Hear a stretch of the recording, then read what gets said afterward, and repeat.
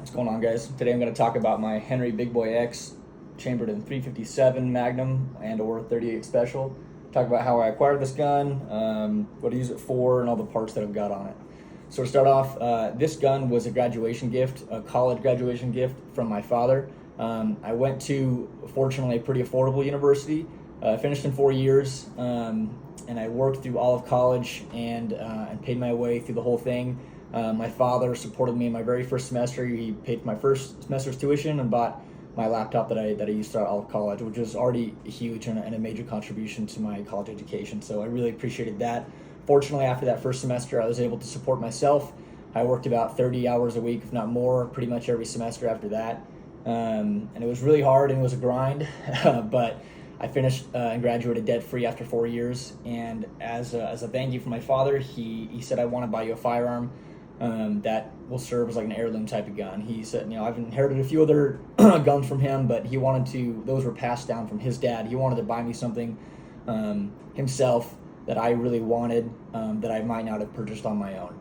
That wasn't super high on my priority list. And I've always wanted a lever action, a lever gun. And so, I did some looking around and decided on the Henry Model X 357. Chose this model. Well, I chose a lever gun one because lever guns are just a lot of fun. I didn't grow up shooting lever guns a lot, but the times I did, operating that action is such a good time. It feels so cool, and that manual, man, it's a good time.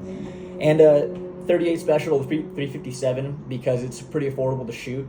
I don't shoot any 357 out of this. I shoot exclusively 38, and I'll talk about why here in a few minutes. But anyway, yeah, really fun gun. I am really happy with my choice, and really grateful to my father for purchasing something that's going to be just an awesome, I hate to call it a range toy because it's an heirloom firearm that I get to pass on to my children. So I'm really grateful for that. All right, we're actually, instead of starting at the top, as much as I'm sure people want to know about that, but we're going to start at the back actually. So the stock is made by Henry. It's a Henry Rice Lake, Wisconsin production model stock, model H010/018. So like the 10 and 18 model. Man, these are things were out of stock for a long time. I had to kind of wait a while to get one. Anyway, I changed out the synthetic stock with the wood stock because I just love the look of a wood stock on a lever action. The synthetic is nice and it's lighter, but the wood stock is classic. I had to go for that. So yeah, really like that. Stocks are really easy to change out. It's just one screw back here near the grip. It's pretty easy. The cheek rest is made by a company called Wild Dill, and they're actually based out of Ukraine, and they make really nice leather goods for firearms like slings and cheek rests and stuff like that, for pretty affordable too. I don't know how they manage to keep it so inexpensive for being international and shipping to the U.S. Not most, but a lot of their customers are based out of the U.S. So yeah, it took a while to get here because they're international, and of course, given the conflict in Ukraine right now, it took a little while for them to produce. But it's just their brown leather cheek rest with the suede cheek rest with the cartridge holders. 1, 2, 3, 4, 5, 6, 7, 8. So this rifle is 7+1, so that's perfect.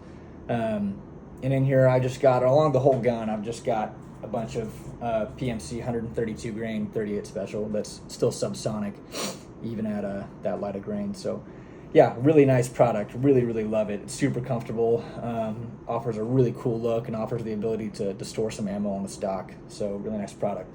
And then I'll go to the sling from there. The sling is also made by Wild Dill, same leather material with cartridge holders. And then I can't remember who makes my like sling attach. Oh, it's Uncle Mike's makes these little sling attachment points here. So yeah, really nice leather product. I really enjoy it. Super comfortable, very nice quality. I highly recommend. If you're looking for some leather goods for a lever action, then Wild Dill, based out of Ukraine, is a super nice product for shockingly affordable too. Okay, we will go to my optic next. So the optic is a Holosun 515 CM that has all the reticle options with just the dot, the circle dot, just the circle.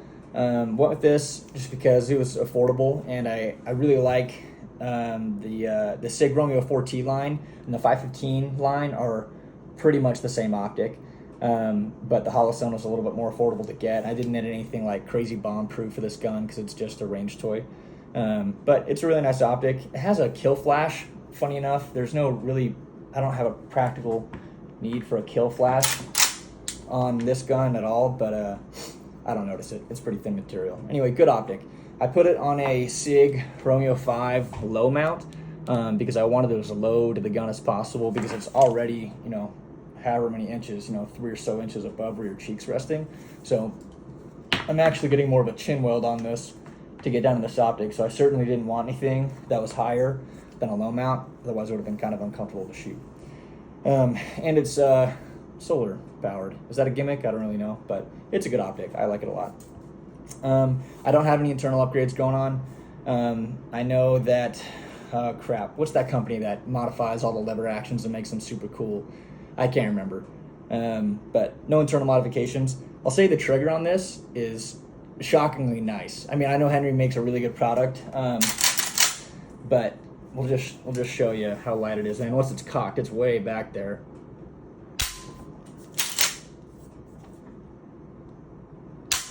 It's super light. Yeah, really nice trigger. If you've never loaded a lever action, loading through the side gate can be kind of tedious and kind of eat up your thumbs if you don't know how to do it right. I've had to watch some tutorials on YouTube about how to properly feed this so they're not chewing up your thumbs and your thumbnails and stuff. That's really my only complaint with a lever gun, is that if you're not loading it through the tube up here, because of my handguard, which I'll get to, you have to load it through the side gate. So speaking of my handguard, handguard and sights are the Midwest Industries Henry handguard sight system. So if you don't know, the Henry Model X comes with just a synthetic handguard right around here. And the Midwest Industries, I wanted a way to put a quiver on here, and I love the look of the M-LOK on here. I wanted kind of like a modern looking lever action while still maintaining that classic look with the wood stock, so it's a bit of a hybrid. So yeah, Midwest Industries sight system came with the front sight and the ghost ring rears with the handguard system. I'll say this was kind of a pain in the butt to install. An even bigger pain in the butt though was getting the original Henry handguard off. Man, it was a pain in the butt. Actually, I actually damaged the dovetail that retained my mag tube to the gun when I was doing my removal, and I had to take it to a gunsmith, and they had to basically shim up my dovetail so that it would properly retain the mag tube again.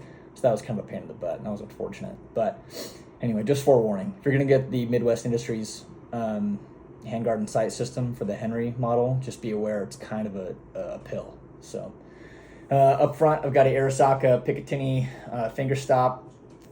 Make sure you can see that.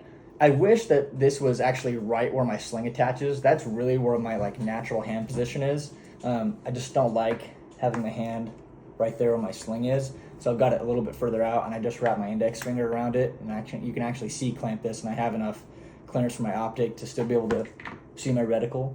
The length, length of pulls from here to here, but reaching out that far isn't quite as comfortable as I'd like, but again, this isn't like some sort of combat gun. It's just for fun, so it's all right. It's still comfortable enough. Okay, quiver is Ranger Point Precision M-LOK quiver, made for 38 special. So holds 1, 2, 3, 4, 5, 6, 7, 8. Again, 7+1 gun, so that's perfect. Okay, I think that covers everything on the gun from here to here. So we'll get to the fun part. So my can on here is the Rugged Obsidian 9. I use this to suppress a couple other guns, including my P320, which I had already made a video about. I attach it using tri-lug. So if you're not familiar with tri-lug, it's literally 3 lugs that rotate on like a booster spring in there. And the muzzle device is a 5/8 by 24 3-lug muzzle device. It's not timed or anything, doesn't need to be timed. So you just line up the lugs with the holes in there. Just make sure you can see it. Push down, rotate to the right, and it's on there. Doesn't come loose at all. This combination, so the Rugged Obsidian 9 on this gun with Subsonic 38 Special is the quietest firearm I own. The quietest suppressed firearm I own. And I say that even compared to my FN 502 with my rugged Oculus, I'll make a video on that later. This is even quieter than that. And the reason being, well, there's a few reasons. One, you are using your suppressor to mitigate the gas expansion, so there's no bang associated with the gun coming out of the muzzle. So your suppressor does that main job of suppressing the gunshot. On top of that, this 38 special that I shoot a lot of MagTech 158 grain and PMC 132 grain, which are both subsonic. So subsonic means you're not breaking the sound barrier. There's no supersonic crack from the bullet. So you've now mitigated your supersonic crack with the ammo and the concussion that comes with expanding gas out of your muzzle. Add on top of that the fact that lever action is a manual action. So when you fire the gun, you are the one ejecting your spent shell casing. The gun doesn't have a gas system that does it for you, that allows expanding gas to escape and create more noise. So there's no expanding gas, or there's very, very minimal expanding gas escaping the action of my gun. So all the things that make noise are totally mitigated with the suppressor, ammo type, and manual action. So it's incredibly quiet, like quieter than a pellet gun type quiet. It's so much fun. I can't even describe it. It's one of my favorite guns to just, if I'm having a range day where I'm going to have a little bit more leisure time, especially if I'm bringing people to shoot with me, this comes with me every time. I bring this with me when I camp. If I go camp with friends and family a lot, I'll bring this with me and just like a single steel plate, because guess what? It's super quiet. And even if I'm obviously very careful, but if I have a good backdrop and there's not a bunch of people around, I don't have to bring any ear pro. I just grab some iPro and a steel, like a 6-inch or 8-inch steel plate, and set it behind a tree stump or in the dirt or something with a good backdrop, and we can have a good time with this rifle because it's that quiet. It's so much fun. So if you have the ability and the means to put together a suppressed lever action, especially in 38 special, or if you get a 22 lever action, even more quiet, right? Highly recommend. It's so much fun. It's a really, really good time. So yeah, a lot of appreciation and gratitude to my father for purchasing this rifle for me as a graduation gift. I'll value it for the rest of my life. I'll probably get my initials engraved on here. I share the same name as my father, so I might get our initials engraved somewhere on the rifle, because it's never leaving the family, and I really, really cherish it. I wouldn't sell it even if I had nothing left. So, yep. Any questions you guys want, go ahead and drop them in the comments. So I'll give you one last look. It's pretty sweet. Thanks.